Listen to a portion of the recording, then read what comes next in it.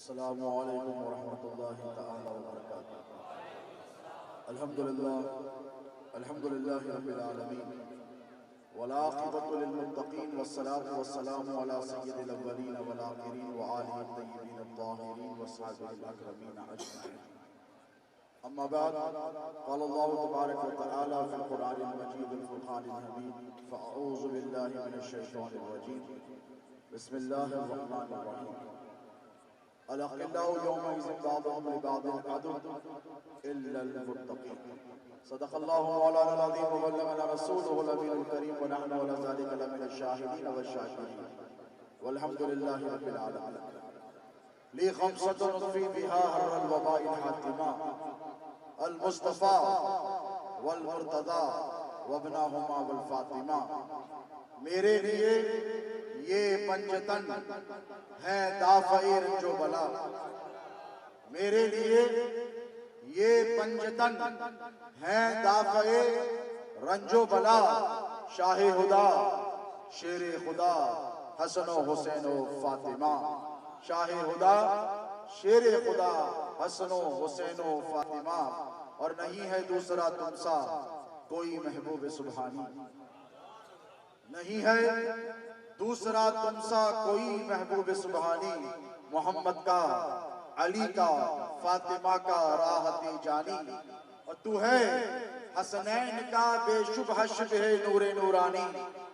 تیری میراث ہے مشکل کشائی یا حسن ثانی، تو پھیلے پنجتن کر دے میری مشکل کی آسانی۔ الہی خیر گردانی بحق شاہ جیلانی، شہ نشین پر تشریف فرما۔ قابل قدر و احترام صاحب سجادہ مسجد نشین خانقاہ قادریہ ڈیسا شریف، برادرم عزیزم مولانا سید محمد علی قادری الازہری ادام اللہ فیضہ، برادر عزیز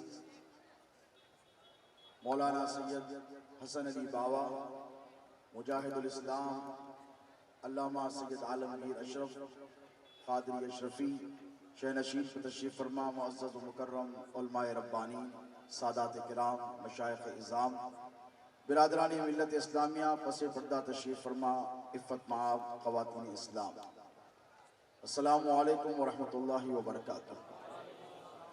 اللہ رب تبارک و تعالی جل مجدہ کا بڑا فضل اور بڑا احسان، اور اس کے حبیب پاک علیہ السلام کی نالین اقدس کا تصدق، اور یقیناً یہ شہنشاہ ولایت سلطان الاولیاء پیران پیر غوث العالم دستگیر کی خصوصی توجہات کا نتیجہ ہے کہ آج آپ اور ہم ڈیسا شہر کی سرزمین پر خانقاہ قادریہ دربار قادریہ کے اس وسیع اور عریض میدان میں عرس حضرت علامہ حافظ سید اصغر علی باوا علیہ رحمت و رضوان کے اس پرکیف موقع پر شرکت کی سعادت سے بہرمند ہے۔ مجھ سے پیشرو آپ نے دو عظیم الشان مقررین کے خطابات سماعت کیے، مفتی حنیف صاحب، حنفی صاحب، شفیق حنفی، اور علامہ عالمگیر اشرف صاحب قبلہ کی۔ مجھے ابھی یہ اطلاع دی گئی کہ شاسن اور پرشاسن کی طرف سے یہ دباؤ ڈالا گیا ہے، اور یہ لا اینڈ آرڈر کا مسئلہ بھی ہے شہر کا، کہ ہمیں آج کی اس گفتگو کو بالکل اختصار کے ساتھ یہیں ختم کرنا ہوگا۔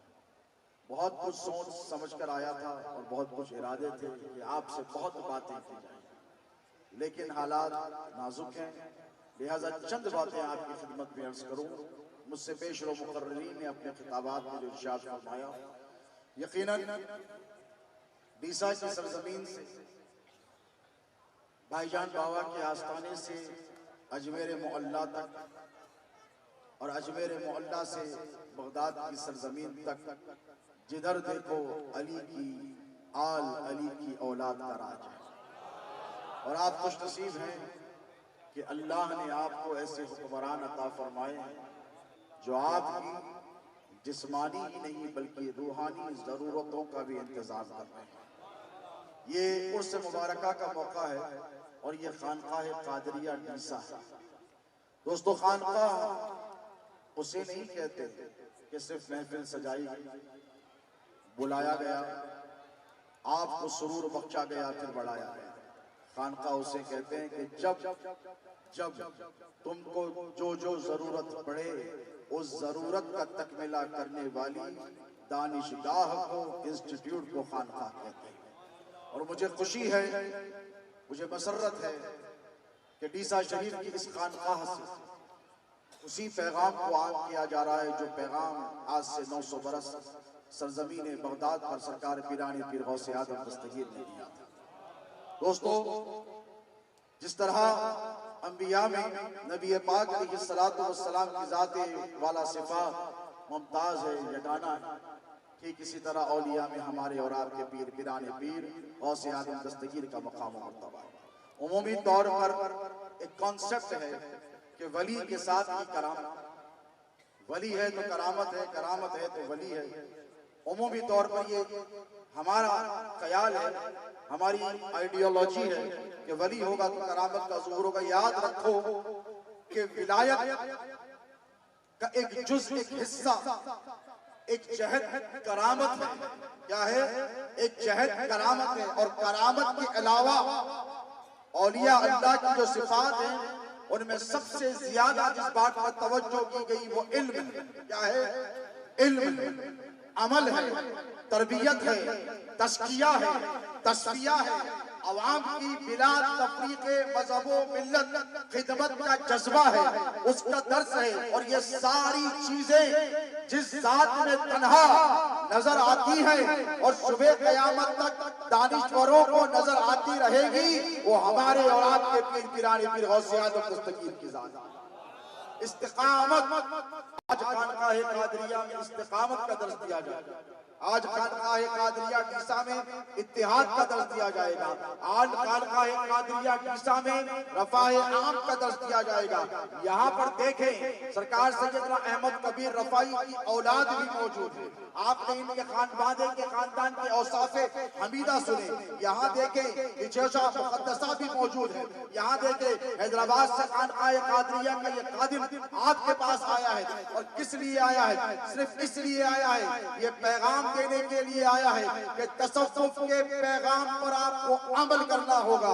اور یاد رکھیں ہم جس ملک میں رہتے ہیں اس ملک کے راجہ، اس ملک کے مہاراجہ سرکار غریب نواز نے رہتی دنیا تک ہم سب کو یہ پیغام دیا ہے، محبت سب سے کرو، نفرت کسی سے۔ ہم اسی پیغام کو یہاں پر عام کرنے کے لیے آئے ہیں۔ اور یاد رکھیں یہ خانقاہ قادریہ ہے۔ کون سی خانقاہ ہے؟ یہ خانقاہ قادریہ ہے۔ سرکار پیران پیر غوث اعظم دستگیر کے دیوانوں تمہیں مبارک ہو، تم اس ذات والا صفات سے وابستہ ہو جن کا تعلق پیران پیر کے در سے ہی نہیں بلکہ غوث اعظم کے گھر سے بھی۔ تمہیں صرف در والا نہیں بلکہ بولو گھر والا۔ فیضان قادریت لٹانے کے لیے ڈیسا آیا ہے، تو ان کی تعلیمات پر عمل پیرا رہنے کی ہمیشہ آپ کو کوشش بولیں کرنی چاہیے، اور آپ بتائیں کریں گے انشاءاللہ۔ ایک بات، صرف ایک بات، شاسن اور پرشاسن سے with the permission of the law and order department and those officers who are deputed here around the vicinity of this holy shrine، میں صرف 5 منٹ لوں گا۔ ایک بار، کیونکہ سینکڑوں باتیں سوچ کر آیا تھا، صرف ایک بار آپ کے گوش گزار کر اپنی بات کو ختم کر لوں گا۔ ہم کس کے غلام ہیں؟ بولو غوث اعظم۔ امام حسن اور امام حسین کے سارا فیضان جسے مرج البحرین کہا جائے وہ پیران پیر غوث اعظم دستگیر کی ذات ہے۔ کس کی ذات ہے؟ بولو پیران پیر غوث اعظم دستگیر کی ذات ہے۔ پیران پیر غوث اعظم دستگیر کے ایک عاشق جو کہ یہاں پر علماء تشریف فرما ہیں، علامہ ابن جوزی کو سب جانتے ہیں۔ حدیث میں فقہ میں جو ان کا مقام ہے، وہ خود کہتے ہیں کہ میں نے 360 کتابیں لکھی۔ کتنی؟ 360 کتابیں لکھی، اور ان میں سے بیشتر کتابوں کی جو تعداد ہے ان میں سے ہر ایک کتاب کی جلد کم سے کم 20 جلدوں 20 والیومز پر ہے. وہ پیران پیر غوث العالم دستگیر کے دربار میں آئے. کسی نے کہا چل غوث اعظم کے دربار میں. شیخ کا دربار سجتا ہے, ہزاروں علماء آتے ہیں, فرشتے آتے ہیں, انبیاء تشریف لاتے ہیں. جیسے آج کی یہ محفل ہے, یہ غوث اعظم کی محفل ہے, یہ اصغر علی بابا بھائی جان کی محفل نہیں, یہ پیران پیر غوث اعظم دستگیر کی محفل ہے. یہ شہنشاہ بغداد کی محفل ہے, یہ سلطان اولیاء کی محفل ہے, یہ پیر پیرا امیر میرا کی محفل ہے. ابن جوزی گئے غوث اعظم کی محفل میں بیٹھے. علم کا زام تھا, علم کا روب تھا, علم کا تکبر تھا, علم کا غرور تھا. گئے غوث پاک قرآن پاک کی ایک آیت کی تفسیر کر رہے ہیں. کہنے لگے اپنے ساتھی سے میں بھی جانتا ہوں, آیت کی دوسری تفسیر کی کہا میں بھی جانتا ہوں, 5ویں کی کہا میں بھی جانتا ہوں, 10ویں کی کہا میں بھی جانتا ہوں, 11ویں تفسیر غوث اعظم نے بیان کی کہا میں بھی جانتا ہوں. 12ویں پر آئے تو خاموش ہو گئے. 15 20 25 30 40 تفسیریں ایک آیت کی غوث اعظم نے بیان کی. اس کے بعد کہا اب عبد القادر حال کو چھوڑ کر حال کی طرف آتا ہے. ابن جوزی جیسے عالم دین جن کی چوکٹ سے سارے محدثین فیض پاتے ہیں, اپنی دستار کو تار تار کر کر غوث اعظم کے قدموں میں رکھ دیا, اپنے جسم کے کپڑے پھاڑ لیے.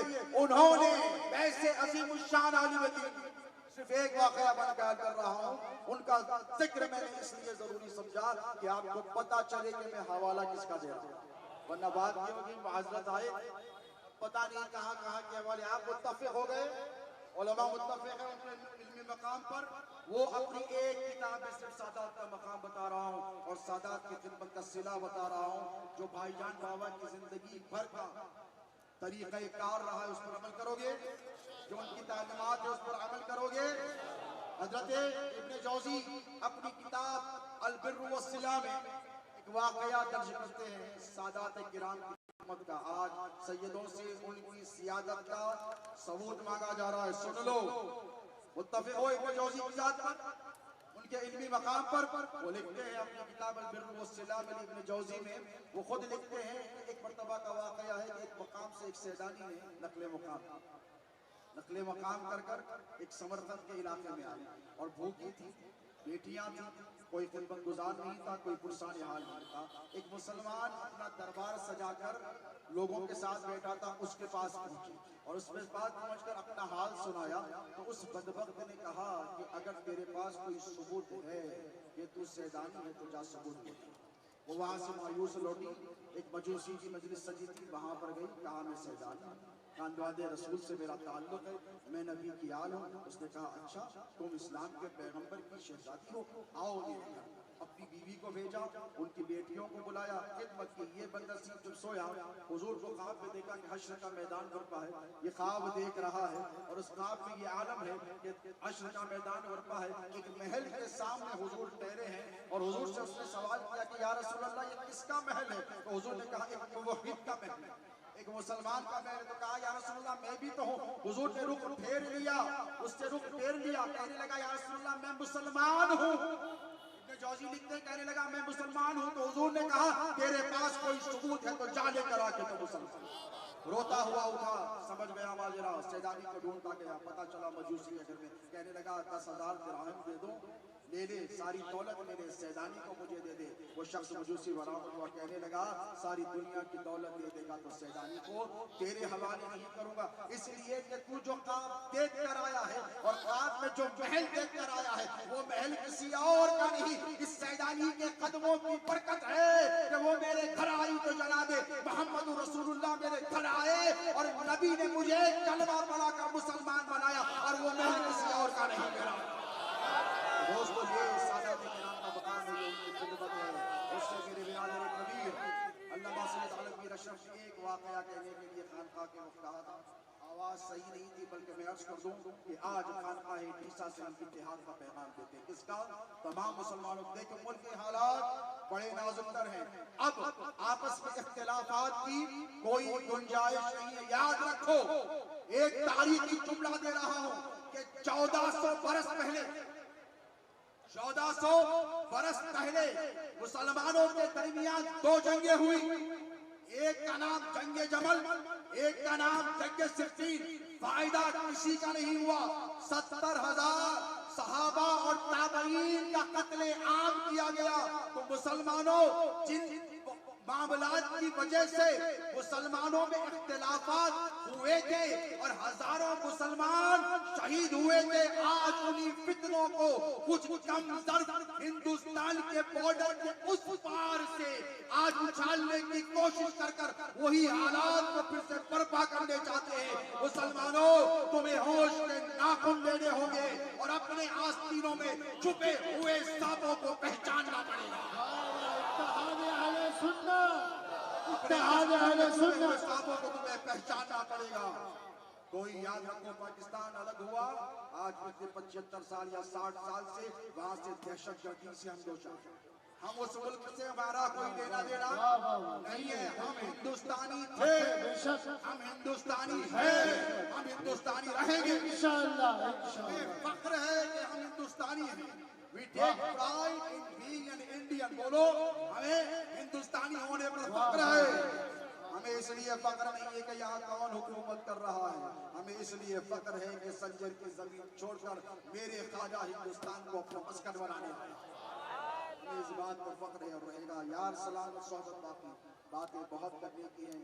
میں فقیر میں دعا گو اس خانوادے کے دو نوجوانوں جنہوں نے اپنی زندگی کو اتحاد اہل سنت، فروغ تعلیمات اہل سنت کے لیے وقف کیا ہے.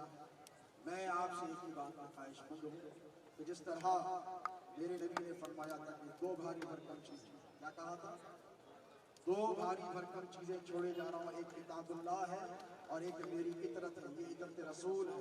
عیسیٰ والو وعدہ کرو کہ تم ان کے دست و بازو کرو. بولو جب بلائیں گے، جس عنوان سے بلائیں گے ان کے ساتھ رہو گے. اللہ تم کو سلامت رکھے. غوث اعظم کے صدقات، قرآن پیر کی خیرات سے دین و دنیا میں سرفراز فرمائے. وما علینا الا البلاغ.